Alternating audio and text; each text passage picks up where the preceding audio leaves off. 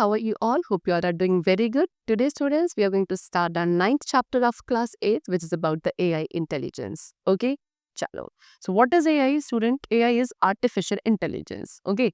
It refers to a software technologies that make a robot or computer act and think like humans. It is a simulation of human intelligence processes through machines, especially computer system.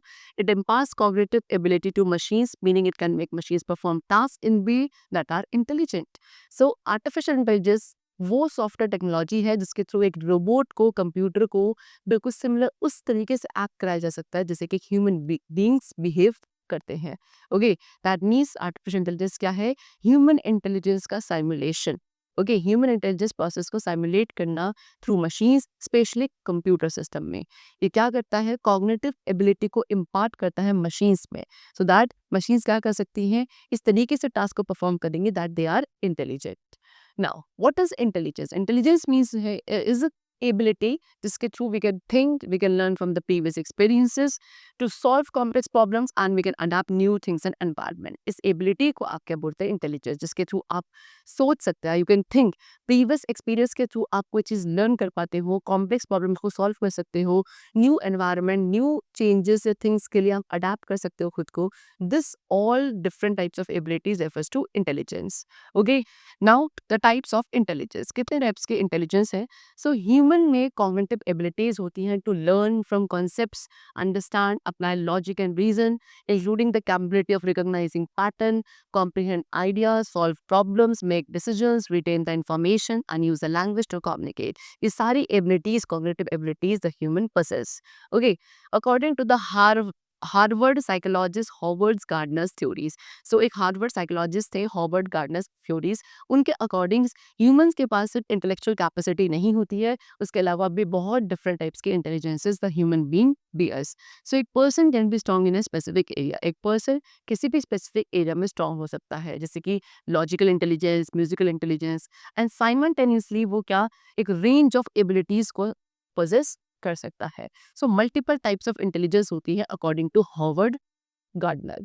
ठीक है, number 1 naturalistic intelligence. सो ये लोग जो होते हैं जिन पर naturalistic intelligence होती है उनके पास ये सारे क्वालिटीज हैं. द नंबर 1 नेचर लवर, यानी कि नेचर लवर होते हैं.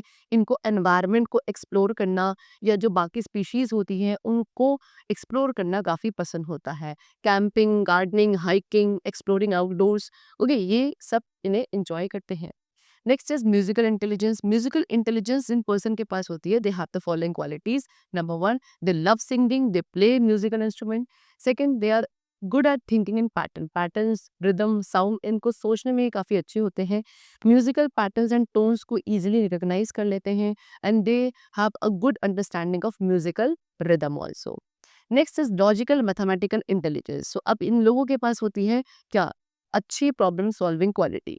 Next, they love conducting scientific experiment. जिनके पास लॉजिकल मैथमेटिकल इंटेलिजेंस होता है उनको साइंटिफिक एक्सपेरिमेंट करना काफ़ी पसंद होता है. ओके, एब्स्ट्रैक्ट आइडियाज़ के बारे में इन्हें सोचते हैं, काफ़ी पसंद होता है. कॉम्प्लेक्स कंप्यूटेशंस को ईजिली सॉल्व कर सकते हैं एंड रीजनिंग एंड पैटर्न्स को रिकॉग्नाइज करने में they are very good. Now, next is existential intelligence. So, the people who have existential intelligence, they have the following qualities. Number 1, they look at things from different point of view. ये चीज़ों को एक different point से ही देखते हैं. Okay, ये connections बना सकते हैं किसके बीच में, what is being learned and the world outside. Then इनका एक deep and comprehensive understanding होती है, not just of the universe but of the self also. Now next is interpersonal intelligence. So interpersonal intelligence वाले लोगों में क्या qualities होती हैं कि ये कम्युनिकेटिंग यानी कि आइडियाज एंड थॉट्स को कम्युनिकेट करने में बहुत अच्छे होते हैं. नॉन वर्बल कम्युनिकेशन में दे आर वेरी गुड. इनका एक डिफरेंट पर्सपेक्टिव होता है रिगार्डिंग एवरीथिंग. नेक्स्ट, ये ग्रुप्स में जो कॉन्फ्लिक्ट्स होते हैं उनको रिजॉल्व कर सकते हैं एंड ये पॉजिटिविटी मेंटेन करने में दूसरों के साथ काफ़ी अच्छे होते हैं.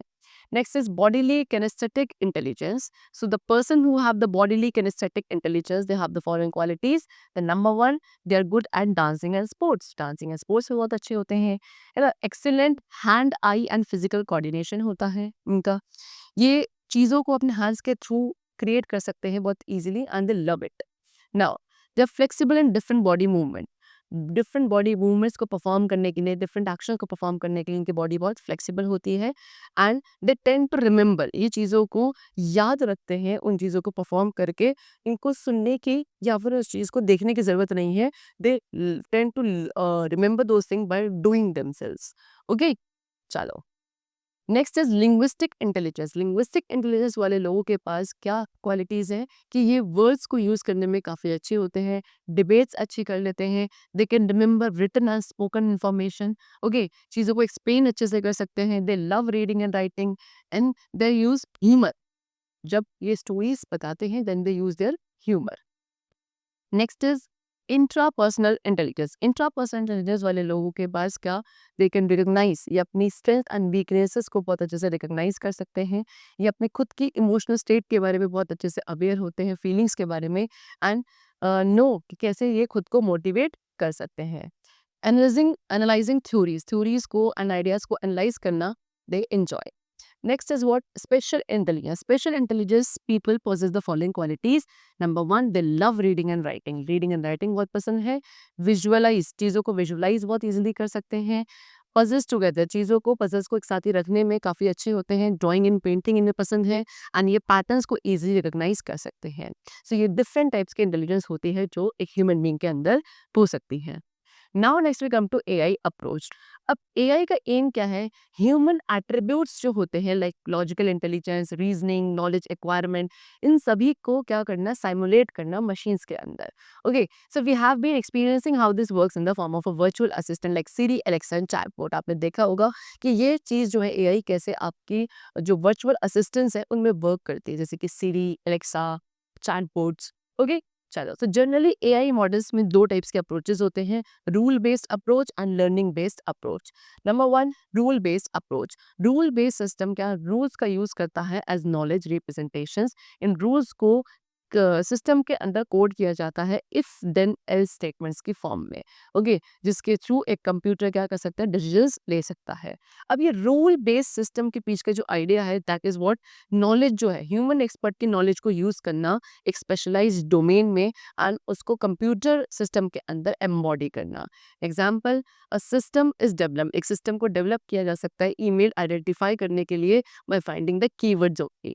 Okay, if this system finds an email containing the word bill, अगर सिस्टम के अंदर क्या ये किसी भी एक ईमेल को क्या करता है? फाइंड करता है कि उसके अंदर बिल, इनवॉइस जैसे वर्ड्स को यूज किया गया है, तो ये क्या करेगा? उस ईमेल को अकाउंट डिपार्टमेंट तक क्या कर देगा? फॉरवर्ड कर देगा।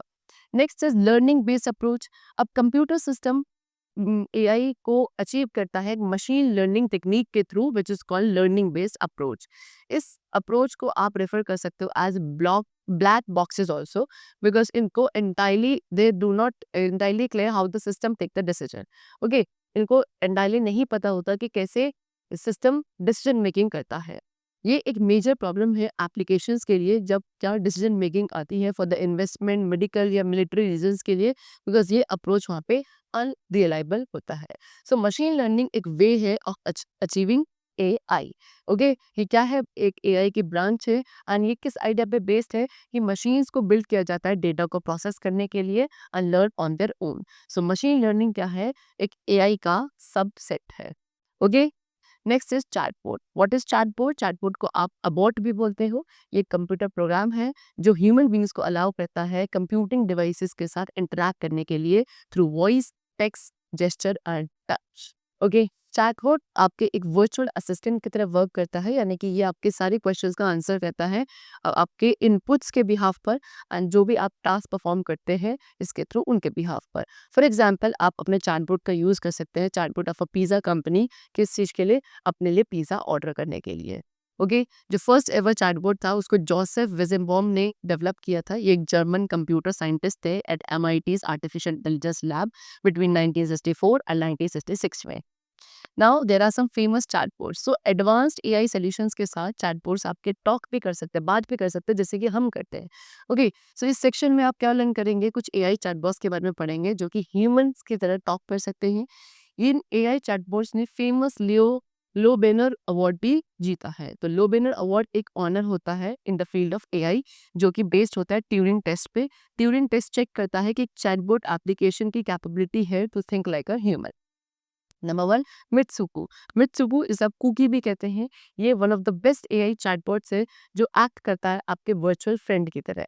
ओके, मित्सुकू के थ्रू आप चैट कर सकते हैं, किसी भी स्टोरी को, पोएम या जोक्स सब सुन सकते हैं, गेम्स प्ले कर सकते हैं, वेब पेजेस एंड पिक्चर्स को सर्व कर सकते हैं। Okay, next is replica. Replica भी क्या है, एक फ्रेंडली चैटबॉट है जिसके थ्रू हम इमोशनली कनेक्ट कर सकते हैं एंड एक प्राइवेट फ्रेंड की तरह टॉक कर सकते हैं। रेप्लिका चैटबॉट के साथ आप यूज़ कर सकते हैं जब भी आप बोर फील हो रहा है आपको, या फिर if you wants to have some fun with it, then you can use this chatbot. Okay, now Andy at an English speaking bot. Andy क्या है, एक इंग्लिश स्पीकिंग बॉट है।